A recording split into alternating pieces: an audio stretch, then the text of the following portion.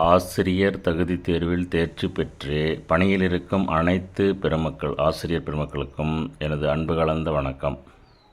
Dead 2012 மற்றும் dead 2014 ஆசிரியர்களினுடைய நியமனத்திலே உள்ள தரவரிசை எண் மெரிட் பேசிஸ் ரேங்க் நம்பர் பற்றிய ஒரு முழுமையான விளக்கம் தங்களின் கனிவான பார்வைக்காக முன்வைக்கப்படுகிறது. பாயிண்ட் நம்பர் 1 அதில் நம்ம எடுத்துக்கிறோம். முதல் பாயிண்ட் என்ன அப்படின்னு பார்த்தீங்கன்னா, ஆசிரியர் தேர்வு வாரியத்தினுடைய தரவரிசை எண் என்பதும் ஆசிரியர் தேர்வு வாரியத்தால் வெளியிடப்பட்ட டெட் மார்க் அடிப்படையிலான ரேங்க் நம்பரும் உங்கள் அப்பாயின்மெண்ட் ஆர்டரில் இருக்கக்கூடிய நம்பரும் அதே சமயத்தில் நீங்கள் உங்கள் கவுன்சிலிங்கில் உங்கள் டிஸ்ட்ரிக்டில் கலந்துக்கும் பொழுது ஒரு வரிசைன்னு கொடுத்துருப்பாங்க. இது எல்லாம் ஒன்றா என்றால் கிடையாது, வேறு வேறு. சரி, அடுத்தது 2வது பாயிண்ட். ஆசிரியர் தேர்வு வாரியத்தினுடைய டெட் மார்க் அடிப்படையிலான வரிசை எண் என்பது ஒருபோதும் பணி நியமனத்திற்காக ஒதுக்கீடு செய்யப்பட்ட அல்லது தாங்கள் பெற்ற தரவரிசை எண் இல்லை என்ற புரிதல் அனைவருக்கும் வேண்டும். ஏன்னா ஜூலை 2012 மற்றும் அக்டோபர் 2012 இரண்டிலும் வெயிட்டேஜ் முறை பின்பற்றப்பட்டதா அப்படின்னு பார்த்தீங்கன்னா, வெயிட்டேஜ் முறை தான் பின்பற்றப்பட்டது. ஆனால் வெயிட்டேஜ் மதிப்பெண்களை கொண்ட அனைத்து ஆசிரியர்களுக்குமான ரேங்க் பட்டியல் ஆசிரியர் தேர்வு வாரியத்தால் இன்று வரை வெளியிடப்பட்டிருக்கா அப்படின்னு பார்த்தீங்கன்னா இல்லை. இந்த பட்டியல் ஆசிரியர் தகுதியில் தேர்ச்சி பெற்ற எந்த ஒரு ஆசிரியரின் கையில் இல்லை. சரி, அடுத்தது நம்ம 3வது பாயிண்ட் என்ன அப்படின்னு பார்த்தீங்கன்னா, ஒவ்வொரு ஆசிரியர்களும் வெயிட்டேஜ் முறையில் பெற்ற மதிப்பெண்களை பிடிஎஃப் வடிவில் தொகுப்பு பட்டியலாக கன்சாலிடேட்டடாக பணி நியமன நாளிலிருந்து இன்றைய வரைக்கும் டிஆர்பி தன்னுடைய வெப்சைட்டில் ரிலீஸ் பண்ணியிருக்காங்களா என்றால் இல்லை. அடுத்தது 4வது பாயிண்ட். ஜூலை 2012 பேட்சுக்கு வரிசை எண் முடிந்தவுடன் அக்டோபர் 2000 பேட்சுக்கு என்று தனியாக வரிசை எண் 1 முதல் ஆரம்பித்தார்களா என்றால் அதுவும் கிடையாது. ஆனால் ஜூலை பேட்சில் தேர்ந்தெடுக்கப்பட்டவருடைய பெயர்களை முழுமையாக முன்னிலைப்படுத்தி வரிசைப்படுத்திட்டாங்க. அதன் பிறகு அக்டோபர் 2012 பேட்சினுடைய பெயர்கள் வரிசைப்படுத்தப்பட்டுள்ளது. சரி, அடுத்ததாக 5வது பாயிண்ட் என்ன அப்படின்னு பார்த்தீங்கன்னா, மெயின் பேட்சுக்கு வரிசை எண் 1 முதல் தான் ஆரம்பித்து இருக்க வேண்டும். ஆனால் டிஆர்பி அவ்வாறு செய்யவில்லை. தொடர் எண் கொடுத்ததாலேயே பல ஆசிரியர்களுக்கு இன்றளவும் பல்வேறு குழப்பங்கள் நீடிக்கிறது.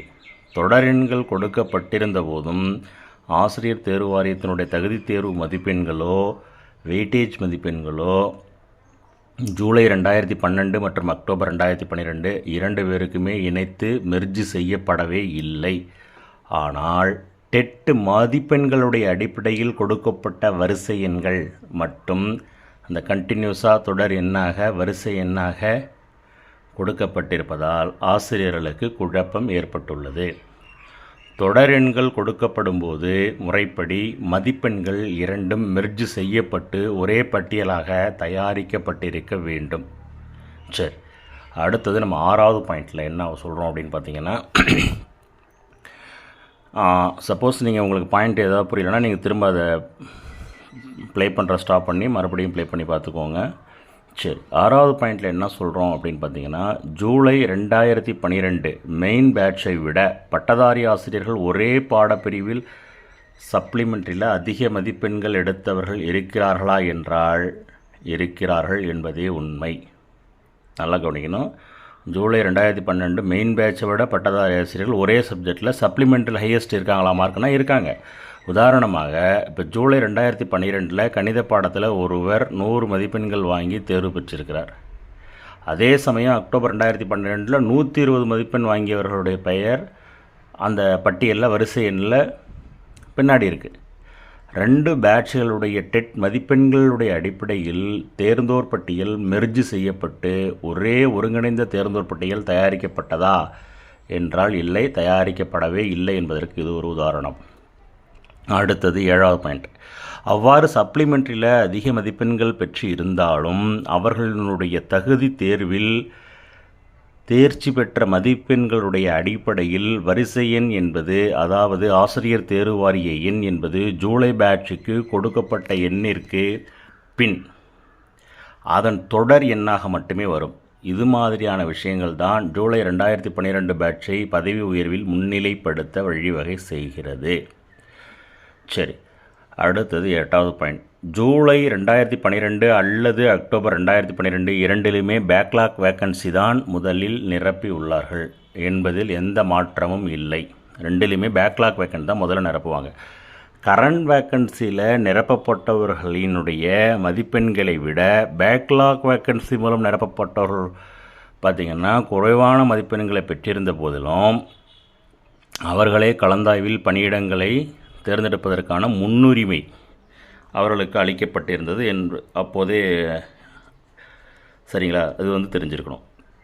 உங்களுக்கு மறுபடியும் சொல்கிறேன், கரண்ட் வேக்கன்சியில் நிரப்பப்பட்டவருடைய மதிப்பெண்களை விட பேக்லாக் வேக்கன்சி மூலம் நிரப்பப்பட்டவருடைய குறைவான மதிப்பெண்கள் பெற்றிருந்தாலும், அதாவது அந்த கம்யூனிட்டியில் குறைவாக மதிப்பெண்கள் இருக்கிறாங்க ஆனால் பேக்லாக் வேக்கன் நிரப்புறாங்கன்னா அவங்களுக்கு தான் கவுன்சிலிங்லேயும் ஃபஸ்ட்டு கூப்பிட்ருப்பாங்க. சரி, ஓகே. அடுத்து 9வது பாயிண்ட்டு. அதே சமயம் அதிக மதிப்பெண்கள் பெற்றவர்கள் டாப் ரேங்க் ஹோல்டர்ஸ் பெரும்பாலும் பேக்லாக் வேக்கன்ட்லேயே பணியமர்த்தப்பட்டிருப்பாங்க. சரி, உண்மையில் போதுமான தகுதி வாய்ந்த நபர்கள் அதற்கு முன்னால் இல்லாமல் இருந்ததும் அல்லது நீண்ட நாட்களாக பணி நியமனம் நடைபெறாமல் இருந்ததுமே அதிக எண்ணிக்கையில் பேக்லாக் வேக்கண்ட்டை 2012 பணி நியமனத்தின் பொழுது உருவாக்கி இருந்தது.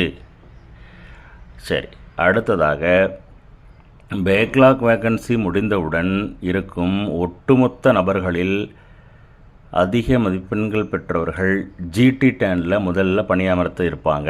இது 10வது பாயிண்ட். அடுத்து 11வது பாயிண்ட் என்ன சொல்கிறோம், ஜிடி டேனில் நியமனம் முடிந்த பிறகே அந்தந்த கம்யூனிட்டி டேனில் மதிப்பெண்கள் அடிப்படையில் வரிசைப்படுத்தப்பட்டு பணியமர்த்தப்பட்டு இருப்பாங்க. சரி, 12வது பாயிண்ட் என்னென்னா, 1 மணி நேரம் 30 நிமிடத்தில் மட்டுமே தேர்வு எழுதியதால் ஜூலை 2012 பேட்சுக்கே அதிக முக்கியத்துவம் கொடுக்கப்பட்டு முதலில் பதவி உயர்வு கிடைக்க வாய்ப்புகள் அதிகம். அடுத்ததாக வரிசை எண் மற்றும் தரவரிசை எண் என்பது இவர்களுக்கு தனியானது என்பது குறிப்பிடத்தக்கது. செப்பரேட்டாக கொடுத்துட்டாங்க. இதில் டெட் மார்க் அடிப்படையிலான வரிசை எண்ணை வெளியிட்டுள்ள டிஆர்பி இன்னும் தரவரிசை எண்ணை வெளியிடவில்லை. இவர்களுக்கு தரவரிசை எண் தனியாகத்தான் ஒதுக்கப்பட்டுள்ளது என்பது ஒவ்வொரு பணி நியமன ஆணையினை எடுத்து பார்க்கும் பொழுது ஒருத்தவங்களோட ஆர்டர் எடுத்து நீ பார்த்தீங்கன்னா அதனை ஒப்பீடு செய்து பார்த்த ஆய்வினுடைய அடிப்படையில் நம்மால் ஆதாரங்களுடன் கண்டுபிடிக்க முடியுது. ஒட்டுமொத்த பட்டியலை ஆசிரியர் தேர்வு ஆணையம் வெளியிட்டால் மட்டுமே இதை அறிந்து கொள்ள முடியும். அதேபோல் ஆசிரியர் தேர்வு வாரியம் மட்டும்தான் அதை வெளியிடவும் முடியும். சரி, 13வது பாயிண்ட்டு. அக்டோபர் 2012 சார்ந்த ஆசிரியர்களுள் யாரேனும் வழக்கு தொடுத்தாலும் நீதிமன்றத்தில் அது நிற்காது. விசாரிக்கப்பட்டு உரிய விளக்கங்களுடன் தள்ளுபடி செய்யப்படுவதற்கான வாய்ப்புகளே அதிகம் உள்ளது. அதற்கான சட்ட ரீதியிலான கூறுகளும் இந்த லீகல் மெட்டீரியல் எவிடன்ஸ் நிறைய உங்களுக்கு பார்த்திங்கன்னா இருக்குது. சம வாய்ப்பு முறையில் தேர்வு வைக்கப்படாத நிலையில் சமவாய்ப்பு முறையில் பதவி உயர்வு உரிமையை ஒருவர் கோரவே முடியாது என்ற சமத்துவத்தை நீதிமன்றம் கண்டிப்பாக சுட்டி காட்டும். ஏன் அப்புறம் டைம் மட்டும் வேறு இருக்கும்பொழுது எப்படி அப்படிங்கிற மாதிரி சுட்டி காட்டும். தேர்வுக்கான நேரம் ஜூலை 2012 பார்த்திங்கன்னா 1 மணி நேரம் 30 நிமிடம். ஆனால் அக்டோபர் 2012 3 மணி நேரம் அப்படிங்கிறதுனால சமவாய்ப்பு முறை என்பது ஆசிரியர் தேர்வு வாரியத்தின் தேர்வு முறையில் பின்பற்றப்படவில்லை. அடுத்தது 16வது பாயிண்ட். ஒவ்வொரு பாடங்களிலும் ஒவ்வொரு எண்ணிக்கையில் பட்டதாரி ஆசிரியர்கள் ஜூலை பேட்ச் டெட் 2012 பார்த்திங்கன்னா தேர்ச்சி பெற்றிருக்கிறதுனால ஒட்டுமொத்தமாக ஜூலை பேட்ச் முழுவதுக்கும் எண்கள் கொடுக்கப்பட்ட பிறகு சப்ளிமெண்ட்ரிக்கு எண்களை தர முடியாது. சரி, ஜூலை 2012க்கு வரிசை எண் கொடுக்கப்பட்ட பிறகு அதன் தொடர் வரிசை எண்ணை அக்டோபர் 2012க்கு இடைநிலை ஆசிரியர்களுக்கு வேண்டுமானால் கொடுக்கலாம். ஆனால் பட்டதாரி ஆசிரியர்களுக்கு அவ்வாறு கொடுக்க முடியாது. ஏன்னா பட்டதாரியில் 9 பாடப்பிரிவுகள் இருக்கிறது அப்படிங்கிறதுனால அந்த விதி பொருந்தாது. ஸோ பட்டதாரி ஆசிரியர்களை பொறுத்தவரையில் அந்தந்த பாடங்களுக்கான தொடரின் என்பது வேறுபடும் என்பதை ஒவ்வொருவரும் மிகவும் கவனத்தில் கொள்ள வேண்டும். அடுத்தது 17வது கருத்து என்னென்னா, மெயின் பேட்ச் அல்லது சப்ளிமெண்ட்ரி பேட்ச் என எந்த நியமனதாரராக இருந்தாலும் அந்தந்த பாட வரிசைப்படி வரிசை கிரமமாக பாட சுழற்சி அடிப்படையில் அந்த முறையில் உயர்நிலைப் பள்ளியினுடைய தலைமை ஆசிரியர் பதவி உயர்வு முறையை பெறுவார்கள் என்பதை அனைவரும் அறிவீர்கள். அடுத்தது 18வது கருத்து என்னென்னா, மெயின் பேட்சில் ஜூலை 2012 713 பேர் பட்டதாரி ஆசிரியர்களாக பணி நியமனம் பெற தேர்ச்சி பெற்று தேர்வாகி இருந்தார்கள் என்பதை அனைவரும் அறிவீர்கள். அப்போ ஜூலை 2012 பிடி அதாவது பட்டதாரி ஆசிரியர்களில் தேர்ச்சி பெற்றவர்களுடைய விவரங்கள் பாடவாரியாக நம்ம துல்லியமாக இப்போ நம்ம வந்து சொல்கிறேன். அதே சமயம் அந்த துல்லியமான எண்ணிக்கை என்பது சரியான வேல்யூக்கான நியரஸ்ட் நம்பராக இருக்கும். இந்த ஜூலை 2012 தமிழில் 108 பேர் பாஸ், இங்கிலீஷில் 250, கணக்கில் 149, அறிவியலில் 131, சமூக அறிவியலில் 75, ஆக மொத்தம் 713 பேர். இந்த வரிசை எண், இந்த தகவல் வந்து பார்த்திங்கன்னா பல பேர்கிட்ட உங்களுக்கு இருக்க வாய்ப்பே கிடையாது. நான் சொன்ன இந்த புள்ளி விவரம் இது வந்து தேடி கண்டுபிடித்து அதன் பிறகு இது வந்து அறிவிக்கப்படுகிறது.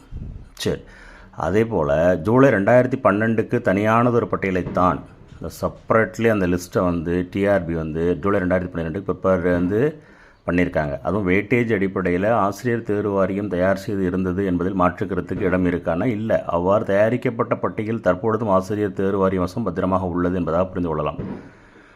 ஜூலை 2012 மற்றும் அக்டோபர் 2012 பணி நியமன தேதி மட்டும் ஒன்றாக இருப்பதனாலேயே, அந்த அப்பாயின்மெண்ட் டேட் ஒன்றா இருக்கிறதுனாலேயே பதவி உயர்வில் முன்னுரிமை கோர முடியாது என்ற புரிதல் அனைவருக்கும் அவசியம் வேண்டும். இருவரும் தலா 3 மணி நேரம் தேர்வு எழுதியிருந்தால் மட்டுமே இருவரும் சமம். கண்டிப்பாக 2 பேரும் சமம் கிடையாது.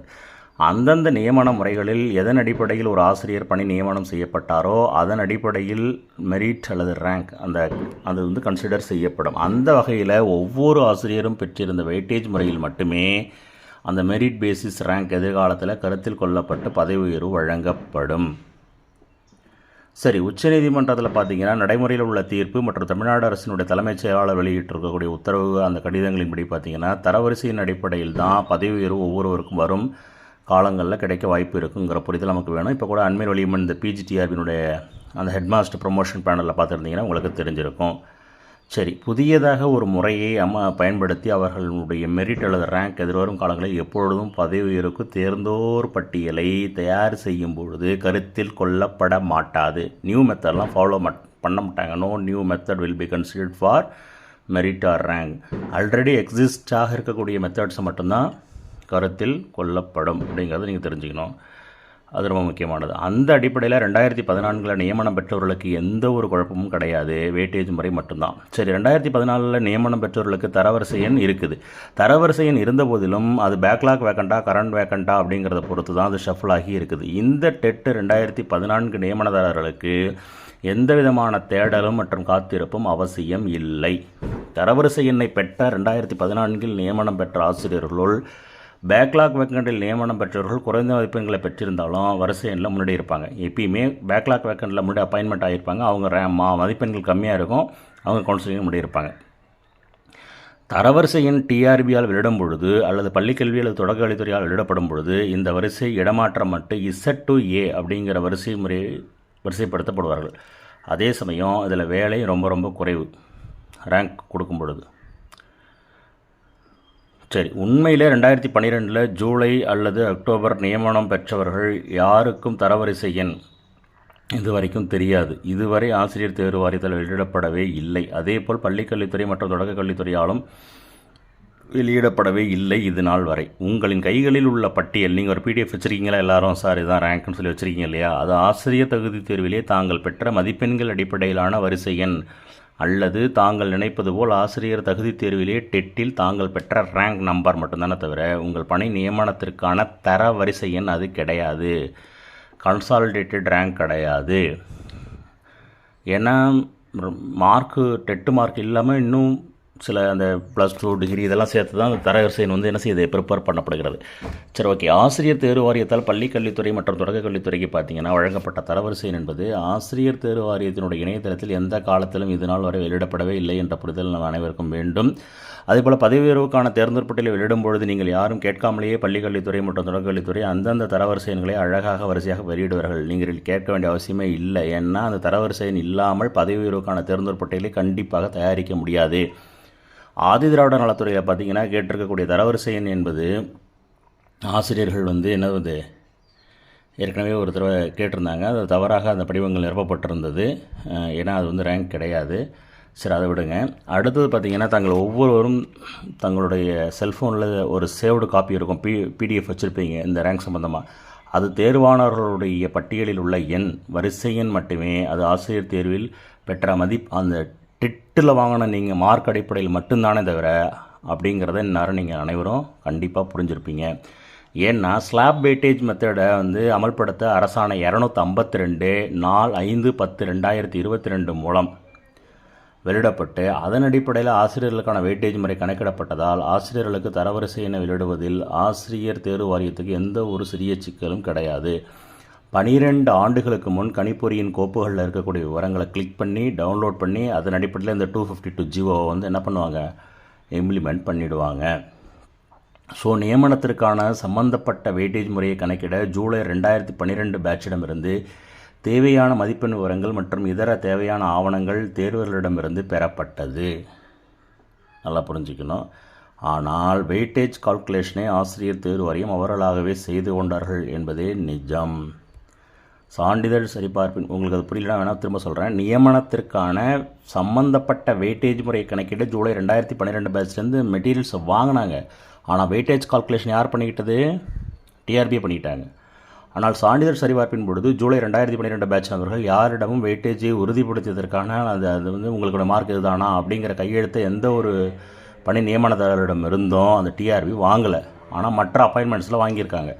வெயிட்டேஜ் மதிப்பெண்கள் சம்பந்தப்பட்ட தேர்வர்களுக்கு சான்றிதழ் சரிபார்ப்பின் போது காண்பிக்கப்படவே இல்லை. யாருக்கு? ஜூலை 2012 பேட்சுக்கு. தேர்வர்களால் உறுதி செய்யப்படவும் இல்லை. இது ஜூலை 2012 பேட்சுக்கு மட்டும்தான் பொருந்தும், மற்ற எந்த பேட்சுக்கும் பொருந்தாது. ஆனால் அக்டோபர் 2012 டெட் பேட்சில் இருக்கக்கூடிய அனைவருக்கும் வெயிட்டேஜ் முறையில் மதிப்பெண்கள் கால்குலேட் செய்யப்பட்டு ஒவ்வொருவருக்கும் தனித்தனியாக படிவம் நிரப்பப்பட்டு தேர்வர்களிடமிருந்து கையெழுத்து பெறப்பட்டு படிவத்திலே உள்ள மதிப்பெண்கள் உறுதி செய்யப்பட்டு அவை ஆசிரியர் தேர்வு வாரியத்தால் கோப்புகளாக ஃபைலாக மாற்றி என்ன பண்ணியிருக்காங்க, அப்பொழுது பராமரிக்கப்பட்டது. கவனிக்கத்தக்கது. இது எப்பொழுதும் உங்களுக்கு தெரியும்.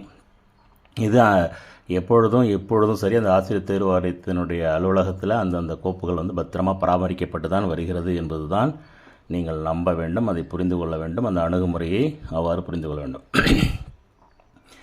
சரி, இப்போது ஜூலை மற்றும் அக்டோபர், அதாவது டெட் 2012 பேட்சில் 2 பேருலேயும் நியமனம் பெற்றவர்களுக்கு ரவுண்ட் ஃபிகரில் மட்டும்தான் வெயிட்டேஜ் வந்திருக்கும், அந்த டெசிமலில் வந்திருக்காது. ஏன்னா ஸ்லாப் மெத்தடோட வெயிட்டேஜை ஃபாலோ பண்ணியிருக்காங்க. ஸோ 2014 நியமனம் பெற்றவர்களுக்கு டெசிமல் முறையில், ஆனால் 2014 பார்த்தீங்கன்னா உங்களுக்கு டெசிமல் முறையில் வந்திருக்கும். ஏன்னா percentage method weightage 2012 slab method weightage, 14 percentage method weightage அப்படிங்கிற முறை பின்பற்றப்பட்டது. அதனால் அதில் ரவுண்ட் ஃபிகர்லேயும் இதில் டெசிமல்லையும் வரும். சரி, ஏற்கனவே நடந்து முடிந்த நியமனத்தில் 2012 ஜூலை பேட்சுக்கு முன்னுரிமை அளிக்கப்பட்டதா? ஆமாம், முன்னுரிமை அளிக்கப்பட்டு தான் பட்டியல் தயார் செய்யப்பட்டு அதன் அடிப்படையில் தான் கலந்தாய்வு நடத்தப்பட்டுள்ளது என்பதை யாரும் மறக்கவோ முடியாது. ஆசிரியர் தேர்வு வாரியத்தால் ஜூலை 2012 பேட்சுக்கு தனி முக்கியத்துவம் அளிக்கப்பட்டது அப்படிங்கிறதுல யாருக்கும் எந்த மாற்று கருத்தும் இருக்கவே முடியாது. அப்படி இருந்தால் அந்த புரிதல் தவறானது. எத்தனை வேக்கண்ட்டு, பேக்லாக் வேக்கண்ட் எத்தனை, கரண்ட்டு வேக்கண்ட் எத்தனை, ஷார்ட் ஃபால் வேக்கண்ட் எத்தனை அப்படிங்கிற பட்டியல் ஆசிரியருடைய தேர்வு வாரியத்தினுடைய நோட்டிஃபிகேஷனில் அனைத்து தேர்வர்களுக்கும் காட்சிப்படுத்தப்பட்டதா? இல்லவே இல்லை. வெளியிடப்பட்டதா? இல்லவே இல்லை. மற்றும் காலி பணியிடங்களுடைய எண்ணிக்கை மற்றும் பாடவாரியான மற்றும் இனவாரியான எண்ணிக்கை மட்டும்தான் வெளியிடப்பட்டது. அதாவது பேக்லாக்காக கரண்ட்டாக எஸ்எஃப்ஆ அப்படிங்கிறத குறிப்பிடவே அவங்க இல்லை. ஜூலை 2012 பேட்சுக்கு சான்றிதழ் சரிபார்ப்பு முடிக்கப்பட்டு பணி நியமன ஆணைகள் தயார் செய்திருந்த பொழுதும் காலி பணியிடங்களுடைய எண்ணிக்கையை விட தேர்வானவர்களுடைய எண்ணிக்கை மிகவும் குறைவாக இருந்ததால் கலந்தாய்வு நிறுத்தப்பட்டது. மீண்டும் சப்ளிமெண்டரி எக்ஸாம் வைக்கப்பட்டது. நீங்கள் அனைவரும் அறிவீர்கள். ஒட்டுமொத்த தேர்வானவர்களுடைய பட்டியலை ஆசிரியர் தேர்வு வாரியம் அனைவரும் பார்வைக்கும் விடாமல் இண்டிவிஜுவல் கொரி மூலம் மட்டும்தான் நீங்கள் தேர்வாகி இருந்தால் உங்களுடைய தேர்வு எண்ணை மட்டும் உள்ளீடு செய்து நீங்கள் தேர்வாகி இருந்தால் உங்களுக்கு எஸ்ன்னும் இல்லைன்னா நோன்னு வரும்படியான வசதியை இணையதளத்தில் டிஆர்பி ஏற்படுத்தியிருந்தாங்க. ஆசிரியர் தேர்வு வாரியத்தில் விண்ணப்பம் செய்வது எப்படி, அது சார்ந்த வழிகாட்டு நெறிமுறைகள் மற்றும் காலிப்பணியிடங்களுடைய எண்ணிக்கை பாடவாரியாக மற்றும் இனவாரியாக எத்தனை வரும் அப்படிங்கிறது 2012 மெயின் மற்றும் சப்ளிமெண்ட்ரினுடைய அந்த எக்ஸாமின் பொழுது தனியாக வெளியிடப்பட்டிருந்தது. ஓகேவா? டிஆர்பி ரிலீஸ் பண்ணியிருந்தாங்க அப்படிங்கிறத நீங்கள் எல்லோரும் புரிஞ்சிருப்பீங்க. ஸோ 2012 அந்த ஜூலை பேட்ச் மெயின் பேட்ச் எழுதியவர்களுக்கு சென்னையில் சான்றிதழ் சரிபார்ப்பு நடத்தினாங்க. எண்ணிக்கை ரொம்ப குறைவு. ஆனால் அக்டோபர் 2012 சப்ளிமெண்ட் எழுதினவங்களுக்கு அந்தந்த மாவட்டங்களோட தலைநகர்களில் சிவி நடைபெற்றது. இதை உங்களால் கன்ஃபார்ம் பண்ண முடியும். சரி, இப்போ 2012 மெயின் பேட்சில் 713 பேரும் சப்ளிமெண்ட்ரியில் 8864 பேரும் என மொத்தமாக 9577 பட்டதாரி ஆசிரியர் பணியிடங்களுக்கு தேர்வானவர்கள். ஆனால் இதில் 8763 பேர் மட்டும்தான் ஆர்டர்ஸ் வாங்கினாங்க. மீதம் 814 பேர் பணி நியமன ஆணைகளை பல்வேறு காரணங்களால் அவங்களால வாங்க முடியல, கொடுக்கல. அதில் சம் இஷ்யூஸ் இருந்துச்சு. தாங்கள் ஒவ்வொருவரும் கூறக்கூடிய அந்த சீரியல் நம்பர் என்பதும் மேத்ஸ் அண்ட் சயின்ஸ் முடித்தவர்களுக்கு ஒரு பட்டியலும், தமிழ் ஆங்கிலம் வரலாறு புவியியல் முடித்தவர்களுக்கு ஒரு பட்டியலும் என 2 வகையான பட்டியல் மற்றும் தனித்தனியான வரிசை எண்கள் இடப்பட்டது. ஏன்? மேத்ஸ் அண்ட் சயின்ஸை வச்சு நீங்கள் ஒருத்தவங்க டெட் எழுதியிருப்பாங்க, சோசியல் சயின்ஸை வச்சு ஒருத்தர் குரூப் டெட் எழுதியிருப்பாங்க. ஸோ 2க்குமான அந்த தனித்தனியான வரிசை எண்களும் இடப்பட்டது. ஸோ இப்படி பல்வேறு குழப்பங்கள் இதில் விவரங்களும் இருக்குது. ஸோ 2012 மெயின் எக்ஸாமில் தேர்வானவர்களுக்கு கம்யூனிட்டி வைஸில் ஒரு ரேங்க்கும் மதிப்பெண்கள் அடிப்படையில் ஒரு ரேங்க்கும் என 2 வகையான பட்டியல் வெளியிடப்பட்டன. அதே போலவே அக்டோபர் 2012 தேர்வுலையும் தேர்வானவர்களுக்கு 2 வகையான பட்டியல்கள் வெளியிடப்பட்டன. இதை தவிர 2 தேர்வுகளிலும் வெற்றி பெற்றவர்களுக்கு தனித்தனியாக வெயிட்டேஜ் மார்க் பட்டியல் வெளியிடப்படவே இல்லை. ஆனால் முக்கியமாக வெளியிடப்பட வேண்டிய பட்டியல் இதுதான். அந்த வெயிட்டேஜ் மார்க் அடிப்படையிலான ஸ்லாபை தான் வெளியிடவே இல்லை. இதைத்தான் இந்த பதிவு முடிச்சுட்டு நீங்கள் புரிஞ்சுக்கணும். ஆனால் அது ஆசிரியர் தேர்வு வாரியத்தினுடைய வசம்தான் இன்றைக்கும் இருக்குது. அது வெளியிடப்படவில்லை.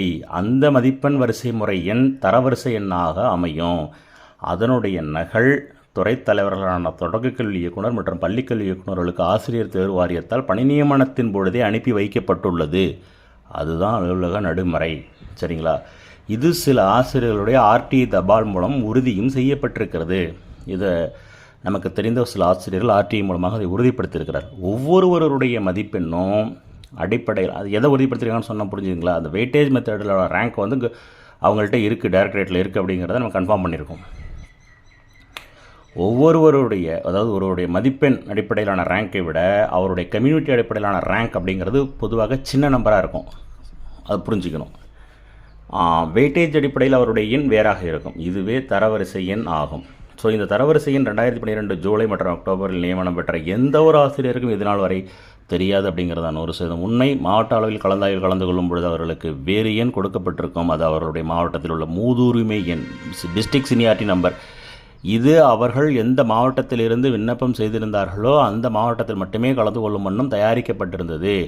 விண்ணப்பத்தில் கொடுக்கப்பட்டிருந்த வீட்டு முகவர் எந்த மாவட்டத்தில் இருந்ததோ அந்த மாவட்டத்தில் தான் நீங்கள் கலந்தாய்விலையும் கலந்துக்கிற வண்ணம் அந்த ஏற்பாடு பண்ணியிருந்தாங்க. ஃபார் எக்ஸாம்பிளுக்கு நீங்கள் ஒரு மதுரையில் இருக்கீங்க அல்லது தஞ்சாவூரில் இருக்கீங்க, வாடகை வீட்டில் அங்கே குடியிருந்திருக்கீங்கன்னா அந்த அட்ரஸ் கொடுத்துருக்கீங்கன்னா அங்கே தான் நீங்கள் கவுன்சிலிங் கலந்துக்க முடியும், உங்களோட சொந்த ஊர் வேறு டிஸ்ட்ரிக்டாக இருந்தாலும். எனவே ஒரு ஆசிரியர் பார்த்திங்கன்னா 4 வகையான எண்களை பெற்றிருப்பார். ஒன்று சாதி அடிப்படையில், அதாவது கம்யூனிட்டி பேசிஸில் இதை பார்த்திங்கன்னா பதவி உயர்வுக்கு பயன்படுத்த முடியாது அந்த நம்பரை. அடுத்தது டெட் மதிப்பெண் அடிப்படையில், இதையும் பதவி உயர்வுக்கு பயன்படுத்த முடியாது. அடுத்தது வெயிட்டேஜ் அடிப்படையிலான ரேங்க் மதிப்பெண், இதை பயன்படுத்த இயலும். இதுதான் முக்கியமானது. ரேங்க், இந்த மெரிட் ரேங்க் வெயிட்டேஜ் மெத்தடு, அது ஆஸ் பர் GO 252 படி தயாரிக்கப்பட்டது. அது 5/10/2012 தயாரிக்கப்பட்டது. நான் இதே பதிவில் ஏற்கனவே ஃபஸ்ட்டு 5/10/2022 சொல்லியிருப்பேன். அந்த தேதி 5/10/2012 மாற்றிக்கோங்க. GO 252 இதாங்க முக்கியம். GO 252 டேட்டட் 5/10/2012 மூலமாகத்தான் உங்கள் வெயிட்டேஜ் உறுதி செய்யப்படும். அதன் அடிப்படையில் தயாரிக்கப்பட்ட பட்டியல் தான் இறுதிப்பட்டியல். அதுதான் உங்களுடைய ரேங்க், அதுதான் உங்கள் மெரிட். ஓகேங்களா? Merit number. மாவட்ட கலந்தாய்வில் கலந்து கொள்ளும்பொழுது ஒரு வரிசைன்னு கொடுத்துருப்பாங்க, அதெல்லாம் நீங்கள் கன்சிடரே பண்ண வேண்டாம், அது தூக்கி போட்டுருங்க. இவ்வாறு பேக்லாக் வேக்கண்டில் தேர்ந்தெடுக்கப்பட்ட ஆசிரியர்கள் மதிப்பெண்கள் குறைவாக இருந்த பொழுதும் கலந்தாய்வில் நீங்கள் உங்களை முன்னாடி கூட்டிருப்பாங்க, அந்த நம்பரையும் மறந்துடுங்க. ஆனால் ஜென்ரல் டேர்னில் இருக்கக்கூடிய தேர்ந்தெடுக்கப்பட்டிருந்தாலும் அவர்கள் கரண்ட் வேக்கண்டில் தேர்ந்தெடுக்கப்பட்டிருந்தால் பின்னதாக இடங்களை தேர்வு செய்யும்படி வரிசைப்படுத்தியிருப்பார்கள். இதனால் அவர்கள் அதாவது ஜென்ரல் டேர்னில் இருப்பாங்க, அதிக மார்க் வாங்கியிருப்பாங்க, ஆனால் கரண்ட் வேக்கண்டில் வந்திருப்பாங்க, ஆனால் பின்னாடி இருப்பாங்க. சரிங்களா? ஸோ இதனால் அதிக மதிப்பெண்கள் பெற்றிருந்த போதிலும் ஜென்ரல் டேர்னில் உள்ளவர்கள் தாங்கள் விரும்பிய இடங்கள் அவங்களுக்கு ஒரு சில பேருக்கு கிடைக்காமலும் போயிருக்கும். சரி, பட்டதாரி ஆசிரியர்களை பொறுத்தவரையில் ஜூலை பேட்ச் முழுவதும் தலைமை ஆசிரியர்களாக பதவி உயர்வு அடைந்த பின் சப்ளிமெண்ட்ரி பேட்சுக்கு தர மாட்டார்கள். அப்படி கிடையாது. மாறாக அந்தந்த பாடப்பிரிவில் பட்டதாரியை பொறுத்த வரைக்கும் அந்தந்த பாடப்பொருள் அடிப்படையில் மட்டும் ஜூலை பேட்ச் 2012 அக்டோபர் 12 என கலந்தாய்வு நடைபெறும். இதில் ஒரு குறிப்பிட்ட பாடப்பிரிவில் சப்ளிமெண்ட்ரியில் உள்ளவர்கள் முன்னிலையில் இருப்பார்கள். மற்றொரு பாடப்பிரிவில் சப்ளிமெண்ட்ரியில் இருக்கக்கூடியவங்க அந்த தலைமை ஆசிரியர் பதவி உயர்வுக்கான தேர்ந்தெடுக்கப்பட்ட பின்னாடி இருப்பாங்க. குறிப்பாக வரலாறு மற்றும் புவியியல் பாடங்களை எடுத்து படிச்சிருந்தாங்கன்னா அவங்களுக்கு சப்ளிமெண்ட்ரியில் தேர்வானவர்களுக்கு அதிகமானோர் உயர்நிலைப்பள்ளியினுடைய தலைமை ஆசிரியர்களாக பதவி உயர்வு அடைவதற்கு அதிக வாய்ப்பு ரொம்ப சீக்கிரமாக கிடைக்கும். ஆனால் ஆங்கிலம் மற்றும் கணித பட்டதாரி ஆசிரியர்களை ஒப்பிடும் பொழுது ஆங்கில பாடத்தை ஒப்பிடும் பொழுது ஜூலை 2012 டெட்டில் நியமனம் பெற்றவர்களே பார்த்திங்கன்னா உயர்நிலைப்பள்ளியினுடைய தலைமை ஆசிரியராக அதிக எண்ணிக்கையில் பதவி உயர்வு அடைவார்கள் அப்படிங்கிறது தான் நிசப்தமான உண்மை. ஸோ அதை புரிஞ்சுக்கணும்.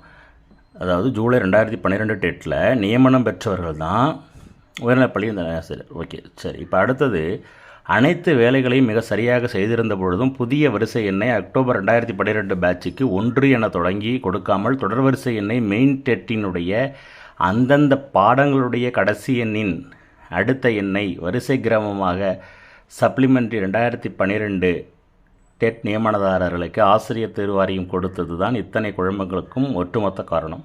உங்களுக்கு மீண்டும் சொல்கிறேன், அனைத்து வேலைகளையும் சரியாக செய்திருந்தாலும் புதிய வரிசை எண்ணை அக்டோபர் 2012 பேட்சுக்கு 1 தொடங்கி கொடுக்காமல் தொடர் வரிசையாக கொடுத்துட்டாங்க. மெயின் பேட்சினுடைய தொடர் வரிசை, அதுதான் இந்த குழப்பத்துக்கு காரணம்.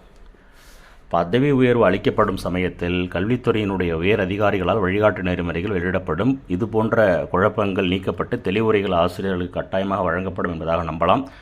ஆசிரியர் தேர்வு வாரியத்திடமிருந்து பெற்ற அந்த பட்டியலை வைத்து கலந்தாய்வு நடந்ததை தவிர உண்மையில் அது எவ்வாறு தயார் செய்யப்பட்டிருந்தது என்பது மாவட்ட அளவில் கலந்தாய்வு நடத்திய ஒரு சில கல்வி அதிகாரிகளுக்கு அப்போதைய நிலவரப்படி மட்டுமின்றி தற்பொழுதும் கூட தெரிந்திருப்பதற்கான வாய்ப்புகளே இல்லை, அல்லது வாய்ப்புகளே குறைவு அப்படின்னு நம்ம நம்பலாம்.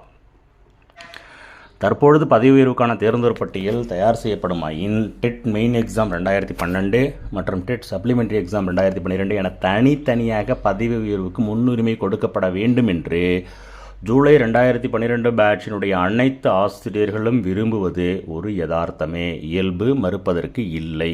சரி, ஜூலை 2012 மற்றும் சப்ளிமெண்ட்ரி 2012 என அனைவரும் ஒரே பணி நியமன தேதி, சேம் அப்பாயின்மெண்ட் டேட் இருந்தாலும் இருக்குது இல்லையா? எனவே ஒன்றாக இணைத்து பிறந்த தேதியின் அடிப்படையில் பதவி உயர்வு கொடுப்பதே சரி என்று ஒரு சில டெட் அக்டோபர் 2012 ஆசிரியருடைய கருத்தாக இருக்கிறது. தரவரிசையின் நடைமுறையிலே உள்ளதால் ஆசிரியர் தகுதி தேர்விலே தேர்ச்சி பெற்று பணியில் இருக்கக்கூடிய ஆசிரியர்களுக்கு பிறந்த தேதி அடிப்படையில் அரசானது பதவி உயர்வுக்கு தேர்தல் முன்னுரிமை பட்டியலை தயார் செய்யவே செய்யாது அப்படிங்கிறத புரிஞ்சுக்கணும். 2012 மெயினில், அதாவது ஜூலை 2012 தேர்வானவர்களுக்கு அனைவருக்கும் முழுவதுமாக 713 பேருக்கும் முழு எண்ணிக்கையில் அனைவருக்கும் முதல்ல தலைமை ஆசிரியர் பதவி உயர்வு கொடுத்து முடிச்சுட்டு பிறகு அக்டோபர் 2012 பதவி உயர்வு கருத்தில் கொள்ள வேண்டும் என்று கூறுபவர்கள் ஜூலை 2012 ஒரு சில ஆசிரியர்கள் சொல்கிறாங்க அது மாதிரி. ஆனால் இது எந்த விதத்திலும் பரிசீலிக்கவே படாது மற்றும் அடிப்படை முகாந்திரமற்றது, அடிப்படை புரிதலற்றது. ஏன் அப்படின்னா, உயர்நிலைப்பள்ளியினுடைய தலைமை ஆசிரியருடைய பதவி உயர்வு என்பது பாடவாரியான சுழற்சி முறையை அடிப்படையாக கொண்டது அப்படிங்கிறதுக்கான அரசாணை உள்ளது. என்ன சொன்னாலும் புரியுது உங்களுக்கு?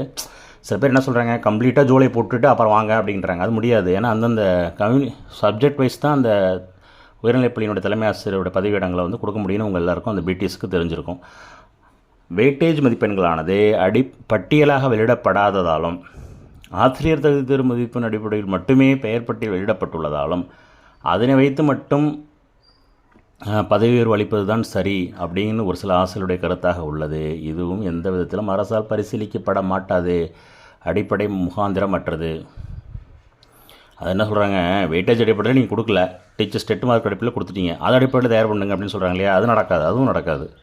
ஸோ அந்த வெயிட்டேஜ் மெத்தட் மட்டும்தாங்க நடக்கும். ஜூலை 2012 அண்ட் அக்டோபர் 2012 இரண்டையும் வெயிட்டேஜ் மதிப்பெண்கள் அடிப்படையில் மெர்ஜ் செய்து இறங்கு வரிசையில் பதவி உயர்வு அளிப்பது சரியாக இருக்கும் அப்படின்னு சொல்லி 2012 அக்டோபரில் தேர்ச்சி பெற்றவர்கள் விரும்புகிறாங்க. இதுவும் நடக்காது.